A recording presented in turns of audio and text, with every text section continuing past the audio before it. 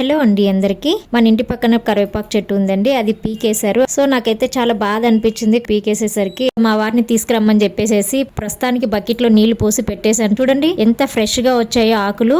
అంతకుముందు వాడిపోయి ఉన్నట్టుండే చెట్టు, దాహం వేసినప్పుడు నీరు తాగితే మనకి ఎంత రిలాక్స్ గా ఉంటామో, సేమ్ చెట్టు కూడా తీసుకొచ్చి నీళ్ళలో పెట్టేసరికి అంత రిలాక్స్ గా ఉందండి. వాడిపోయిన చెట్టు మొత్తం ఇలా అంటే ఫ్రెష్ గా వచ్చేసాయి ఆకులన్నీ. నేను చెప్పడం కాదు కానీ మీరే చూడండి. ఒక రోజంతా నీళ్ళలో పెట్టేసరికి బకెట్ లో అయినా సరే అది వాడిపోలేదు, అలాగే ఉంది. ఈ వైట్ బకెట్ లో నాటుదాము అనేసి బకెట్ లో నీళ్ళన్ని ఖాళీ చేస్తున్నాము. ఇప్పుడు ఈ బకెట్ కి హోల్స్ పెట్టేస్తున్నామండి. మనం చెట్టు నాటినప్పుడు వాటర్ బయటకు పోవాలి కదా, లేకపోతే చెట్టు చచ్చిపోతుంది. అందుకనేసి హోల్స్ పెట్టేసి ఈ బకెట్ లో సగం వరకు మట్టి నింపేసి చెట్టు నాటాము. సో నాకైతే చాలా హ్యాపీగా అనిపించిందండి ఒక చెట్టు ప్రాణాన్ని కాపాడినందుకు. కరివేపాకు చెట్టుని మామూలుగా అయితే ఇంటి ఎదురుగా నాటుకోవద్దు అని చెప్తారు. ఫస్ట్ అయితే ఇంటి ముందర నాటుదాం అనుకున్నాను, అలా నాటొద్దని అంటూ ఉంటారు కదా పెద్దవాళ్ళు. అందుకని ఈ బకెట్ లో పెట్టేసి బిల్డింగ్ పైన పెడదాం అనుకుంటున్నాను. సో ఇదండి కరివేపాకు చెట్టు. ఈ చెట్టు వస్తుందా లేదా అనేది మీరు కామెంట్ చేయండి. ఒకవేళ ఈ చెట్టు బతికితే నేనైతే మీకు మళ్ళీ అప్డేట్ ఇస్తాను.